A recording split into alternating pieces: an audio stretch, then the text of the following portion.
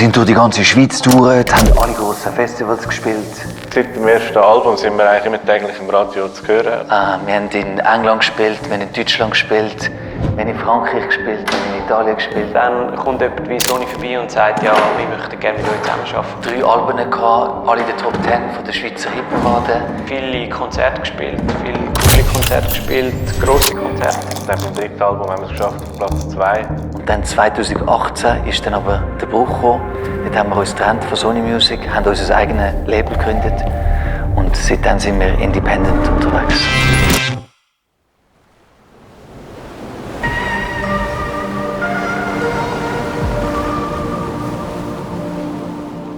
Dass wir independent geworden sind und eigentlich alles selber gemanagt haben, haben wir natürlich auch den Anspruch an alle Details gehabt, auf dem ganzen Weg und dort überall das Optimum rausholen. Und ich glaube, innerhalb dieser Erwartungshaltung hat man auch gemerkt, dass der Druck immer grösser wird auf den Adi. Und ich habe natürlich auch immer mehr Zweifel gehabt, ob das generell genug gut ist, was ich mache künstlerisch, aber auch, ob wir auf dem richtigen Weg sind als Gruppe, mit der Band und mit dem Label. Und das ist alles zusammengekommen und ich bin immer unsicherer geworden, habe an meine Fähigkeiten gezweifelt und ja, so hat dann das eine das andere gegeben und das hat irgendwie zu einer völligen Blockade geführt. Ein bisschen zurückgezogen und stiller geworden und auch vor allem auch ein bisschen unter Druck gesetzt gefühlt, weil ja, man hat wie gesagt, ja, wieso erwartet er, dass ich immer die Ideen bringe, dann bringen die doch. Und es war im Vornherein schon ein bisschen schwierig, weil ich irgendwie gewusst, ich muss irgendwie Material mitnehmen, das wir dann dort zusammen anschauen können. Also es war die Idee, neue Songs zu schreiben. Ich habe aber fast nicht zustande gebracht, bin mit einer Mini-Idee in das Studio rein. Wir haben stundenlang an dieser einen Idee irgendwie weitergeschafft und Sachen gemacht, wieder verworfen. Es hat einfach nie irgendwie einen Funken gegeben, der gut geworden ist. Und hat sich auch die Stimmung dann unter uns verschlechtert. Es gab noch Diskussionen, die im Raum waren, aber vielleicht noch nicht alle ausdiskutiert waren. Auf Ebene Label. Und es ist irgendwie nach dieser Woche, glaube ich, uns allen klar gewesen, dass wir jetzt in einer Situation sind, wo es irgendwie so nicht mehr weitergehen kann. Vielleicht haben wir auch lange für selbstverständlich gehalten, dass einfach Ideen kommen und dass Adrian zum Beispiel Songs liefert und dann wir die können ausschaffen zusammen und rausgeben.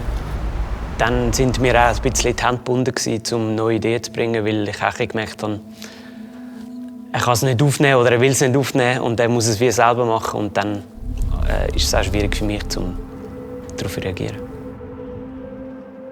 Es sind dort verschiedene Sachen zusammengekommen. Also neben der Musik, neben dieser Schreibblockade, die ich nicht mehr herausgefunden habe, sind die Fragezeichen beim Label. Wie geht es dort weiter? Wie finden wir dort unseren Weg? Wie findet jeder seine Rolle? Wie finden wir uns untereinander wieder?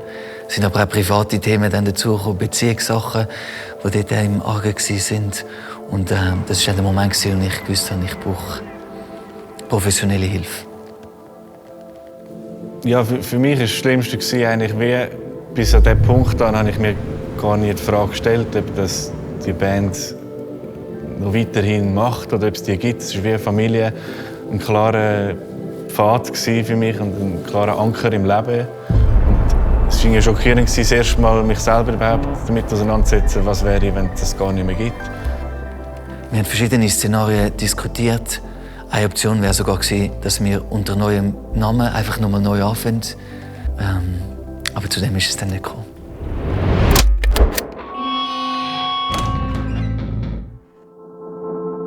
Was haben wir Bock und auch was können wir gut und was macht uns Spass und das ist einfach zusammen spielen, zusammen Musik machen und in dem Sinn nicht mehr so viel die ganze Zeit diskutieren, wie es müsste sein, sondern vielleicht einfach sich nochmal fokussieren auf was wollen wir überhaupt einfach machen mit unserer Zeit. Dass wir eine Situation schaffen, wo man irgendwie aus dem Tod rauskommt, einerseits, aber auch aus dem Druck.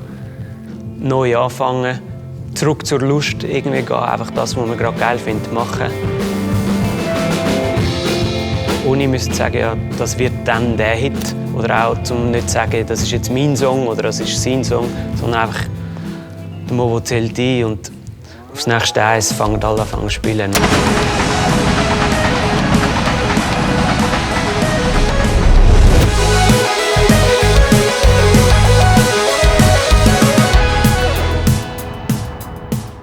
Stadt hat irgendwie Zeiten gehabt, wo es mega floriert hat, mega blüht hat. Und dann hat es aber auch sehr wieder schwierige Zeiten gegeben und Rezession und sich auch wieder müssen neu erfinden. Und der Spirit irgendwie spürt man irgendwie in der Stadt. Für mich ist es wie so eine Mischung zwischen einem Dorf und einer Großstadt. Einerseits hat es die Größe, viel Industrie, aber die Leute sind auch so sehr lokal irgendwie bezogen und man kennt sich auf der Straße, hat man das Gefühl. Es gibt halt dort auch eine riesige Legacy von grossen Gitarrenbands und irgendwie auch die jungen Leute kennen die Songs alle noch, die singen die noch. Das ist wie Teil von ihrem Leben. Ja, wie gesagt, ich habe das Gefühl, generell ist es wirklich selbstverständlicher, dass Musik ein grosses Ding kann sein und auch eine Leidenschaft und nicht nur ein Hobby. Und das ganze Band-Ding ist irgendwie so Teil von ihrem Alltag und dann auch von unserem Alltag. Und auch, wenn du andere Leute getroffen hast, viele sind dann reingekommen mit irgendwie einem Gitarrenkoffer, jeder hat irgendwie ein Instrument gespielt, viele sind in einer Band gewesen. Das hat uns wie auch wieder das Bewusstsein gegeben, dass es auch etwas Schönes ist, in einer Band zu sein, Teil zu sein von einer Band, ein Instrument zu spielen. Und das ist irgendwie in den letzten Jahren wirklich verloren gegangen bei uns, das Bewusstsein. Und durch die Erfahrung in Liverpool ist das wieder viel mehr auch zu einer Selbstverständlichkeit gekommen und zu einem geilen Gefühl, in einer Band zu sein, wieder in Bandraum gehen, zusammen Musik zu machen. Die Stadt an sich war insofern mega cool, weil sie uns wieder Space gegeben hat. Also ich glaube, grundsätzlich haben wir wieder probiert, mehr das Gefühl zu kommen, als ich so in die erste Bandprobe gekommen bin, 2012, so mit dem Nord hinten angehängt und wir so ganze Wochenende lang einfach gejammt haben und irgendwelche Songs geschrieben haben und nach jedem Take, den wir aufgenommen haben, der überhaupt nicht perfekt war, haben wir uns wie angegrinst und gesagt, das ist geil, komm, wir machen noch mal einen. Und das Gefühl hat uns Liverpool irgendwie wieder zurückgegeben.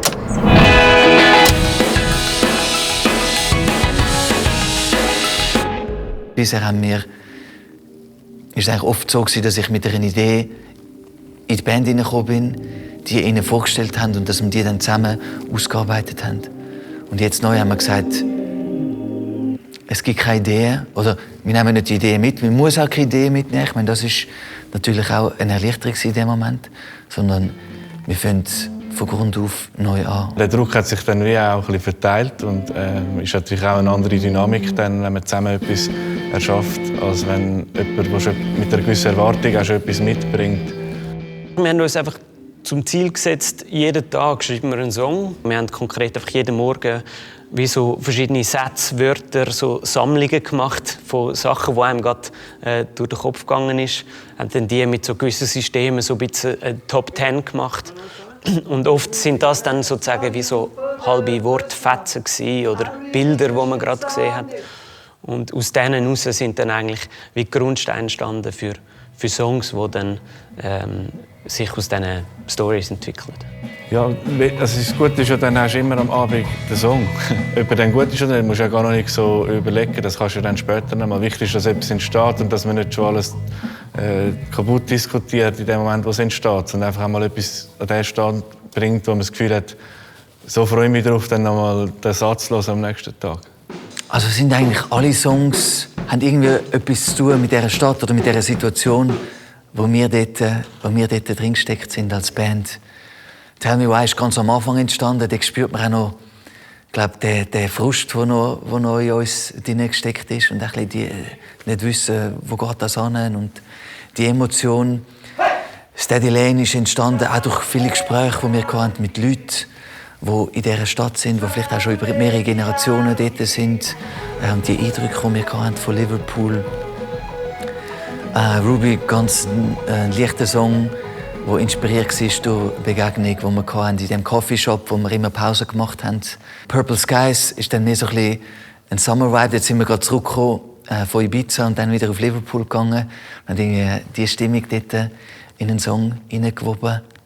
Und Best Days ist dann einer, der vielleicht gar nicht so viel mit der Stadt zu tun hat, sondern viel mehr mit unserer Situation. Da haben wir viel überlegt, ja, wie war es eigentlich am Anfang gewesen? Was haben wir alles schon miteinander erlebt? Und ist das alles vorbei? Oder kommt vielleicht auch wieder so eine Phase, wo wir wieder in das Gefühl hineinkommen? Das war mega die Story von Best Days, die mega auch nahe ist an dieser Story von uns als Band. I think it sounds fucking unbelievable. It sounds really good. Cool. Do the last one, and on this last yeah. one, just do what you did on the last line and take a go.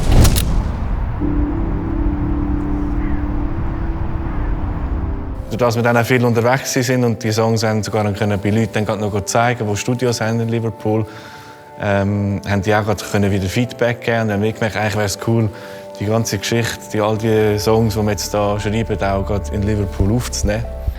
Und das ist natürlich mega schön, wenn du am Morgen dann aufstehst, durch die Stadt läufst, in das Studio reingehst, die Songs aufnehmen, die auch schon Oasis aufgenommen hat, Arctic Monkeys.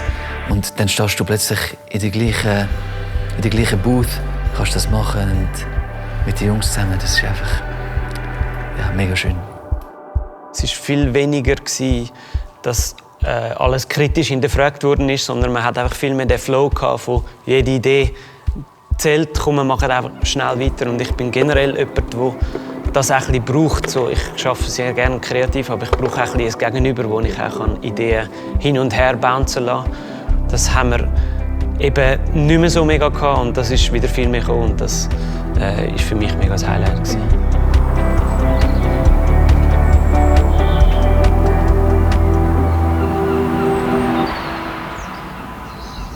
Zusammen als Band auf eine neue Art, auch auf neue Ideen zu kommen. Und ich glaube, das hört man auch jetzt in den neuen Records, dass das irgendwie nochmal eine andere Herangehensweise ist, die wir da ausprobiert haben. Ich glaube, es war für uns mega wichtig, den Bruch ein Stück weit auch zu machen und auch die Ehrlichkeit zu haben, um irgendwie zu sagen, wir brauchen das jetzt und wir machen das jetzt. Das wie klarer zu trennen. Also, einerseits ist irgendwie Schreiben und das muss irgendwie intuitiv passieren und es muss Spass machen. Und dann gibt es eine Zeit, wo man dann kann das wieder hören und vielleicht beurteilen, aber das kann nicht irgendwie gleichzeitig passieren. Das klingt zwar einfach, aber es ist irgendwie auch noch schwierig, das irgendwie so zu trennen. We're falling now. We're falling.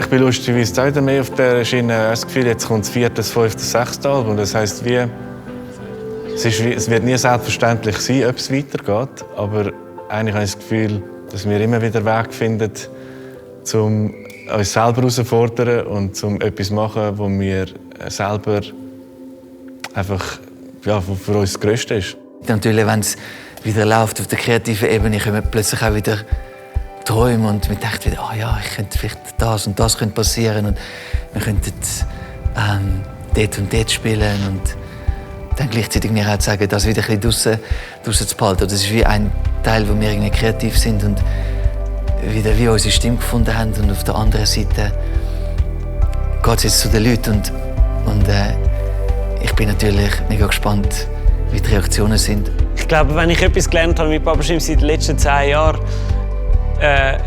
es wird meistens sowieso alles noch mal ein bisschen anders, wie man es denkt. Und ich glaube, das ist irgendwie auch das Geile an dieser Band.